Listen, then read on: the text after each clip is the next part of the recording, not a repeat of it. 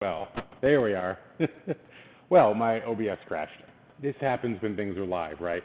So, where you might have caught on in the previous video and where you are now, I'll tell you that I have coffee that I've started in the cupping process, and here it is. It's about 2 minutes and there's 3 minutes. So we're going to do the next phase of this, which is called, well, in this case, it's, we're going to do what's called cracking the crust.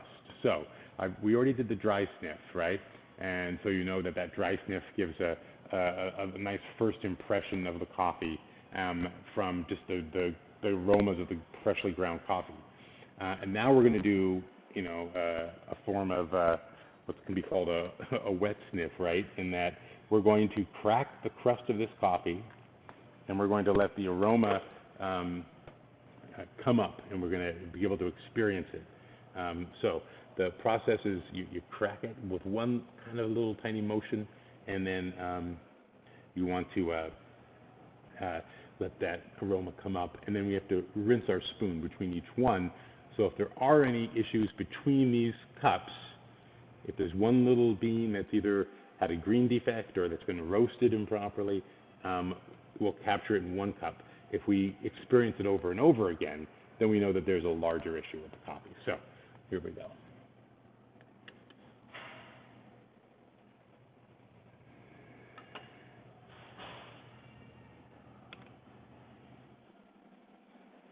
You know, you're seeing the top of my hat. How fun is that, right? You can see that I'm getting right down onto the coffee, right? Maybe you've heard about this in wine tastings before too. You don't be afraid of just getting right down there to smell that wine. In this case, in the coffee, it's okay to just get close to it in order to really appreciate it. So we've cracked the crust. We've had the dry sniff. We cracked the crust. We have that kind of that aroma from the cracking of the crust. That first big pungent set of smells that comes up from the coffee as it's been brewing. And we're just going to scrape away what's left. Most of the grounds have sunk to the bottom here at this point. So we're just taking away a little bit of what's on the top.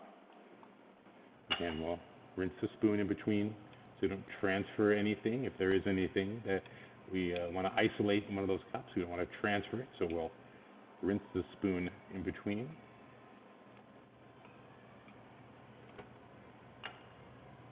So what are the notes that we'll experience in this coffee, the flavor qualities that we believe that we've experienced as we've cupped this coffee and tried this coffee across time? We can go ahead and take a look really quick at our crashed Facebook page. There it is, our Sumatra Mandailing. We'll jump in here. Okay. So here is, there I am. So here's a Sumatra Mandailing. So you'll notice we've changed up the website quite a bit. So you take a look at this. What we've done, you know, we have the copy here. When you go to Single Origins, you can spin through some of the photos that we highlight on the coffee report. So what are the things we see here?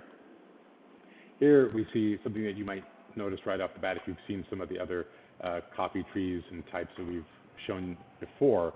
In this case, look at how well tended those are and how round they are, right? Very different from what we might experience in Latin America. Here we have pickers picking the coffee. One of the key things that we notice across this origin is that coffee is similar to some places in Latin America where it's very much something you might do on your piece of property, one of many things you might grow. And so, you know, there's lots of smallholders who they bring their coffee, they pick it as a kind of as a family practice as part of their agricultural year. Then they bring it all together to be processed in a central location.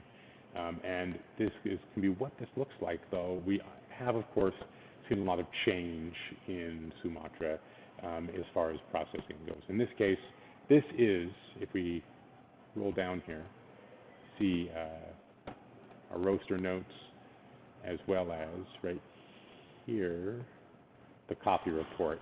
If you pop over to the coffee report, you will have the cup characteristics, and there will be the process here is listed as a semi-washed coffee. So going back to this image here, what you're seeing is the coffee drying after it's been pulped. Now, pulping might be done on property by a hand pulper, very simple device, or might be done in a small group. But then the coffee is laid out and it dries with that mucilage still around it, as opposed to the wash method in which they fully clean off all of the fruit, the skin, the fruit, the mucilage, and have just that parchment-covered seed drying in the sun or mechanically. In this case, the coffee is drying with the mucilage still around it. So it's not quite the same as the natural process, as opposed to the wash process, in which the whole ripe cherry dries in the sun, skin, fruit, mucilage, and all. Some of it is removed. Just the mucilage surrounds that seed as it dries in the sun. And it does help create very distinct flavors, which along with the coffee itself and what it brings just naturally, give us what we experience in the cup for Sumatra. So our tasting notes on this are going to be brown spice, or in this case cloves. There's going to be a light quality of tobacco, the sweetness of tobacco you might notice as well. And let's see what else he says here. And I've always felt that there's an herbal quality. So that is not something often people think of when they think of coffees, right? They don't often think of an herbaceous quality. But if we skip over here to a tasting wheel, we can see that there are a whole range of qualities which we would consider herbaceous. Sometimes green might be the association you have with them, or vegetal, and those are actually very pleasant, especially when it comes with sweetness, right? So in the case of this coffee, there is a sweetness that accompanies those other elements of the coffee. So we're at 10 minutes now. Now is the time I feel pretty confident that we can go back to this coffee and go ahead and cup it. So we have our trusty spoon. Now, if you've never done this before, we're going to slurp the coffee. That's okay. We want to do that because of a couple of things. It spreads the coffee around the interior of our mouth so that it touches as many spots as possible so we can get a flavor sensation, that gustatory element. It also, again, brings in that olfactory aspect. That olfactory aspect that when the air, when you bring that air into your mouth very quickly, it also pushes and expands the aromas of the coffee into the back of your throat, right? So that also has an effect on your olfactory sense of the coffee.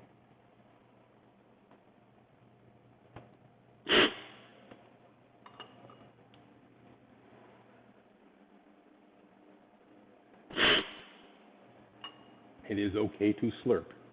Not very often that's said, right? When you're sharing food with people. Mm-hmm. So I will tell you something, folks.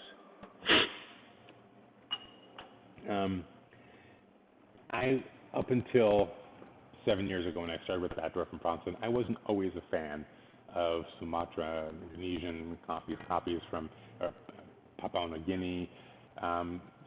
Specifically, those that were semi-washed. And the sourcing that Bob does has really brought me around. I really love these coffees. And I think they actually are really pleasant in the summer. And the reason I like to have Sumatra in the summer, I know there's lots of amazing Africans available right now. We have our new Bolivia as well that's coming online. There's some great coffees as we go into summer. But for me, the Sumatra, I noticed that when I wake up and it's light out already, right? It's light at 5 in the morning here. I don't necessarily want a coffee that is as bright and as sparkling and effervescent as sometimes our fully washed and Latin American coffees can be. I love this almost more savory aspect of the Sumatra as a way to start my morning. Honestly, it's kind of more grounding for me. I love that kind of the depth of it and those qualities that are in it of spice, those vegetal and herbaceous qualities, just really speak to me when I'm looking out over a long, bright, hot day. Kind of starts me off a little bit slower.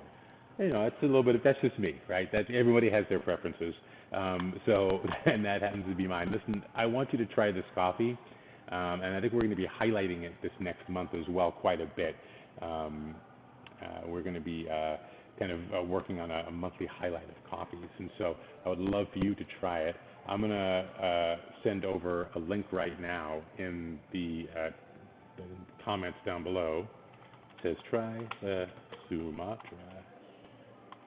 this summer. There's the link. It shoots out to all of you. So you can try it, and of course, when you do try it, remember that we want to be able to use our 10% discount code. Please do use that. Use that code. All you have to do when you go onto our page and we'd like to purchase a copy. Let's choose this one here. Add it to the cart. Oh, there it is. Right. I'm going to check out. Pretty excited. The new website looks great. I'm so happy of all the work that's been done. Here's that discount code right there, right?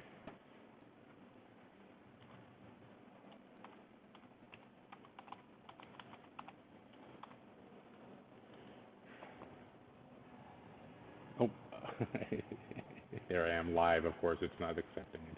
I'm going to make sure I got it right. It's been a while since I've done it.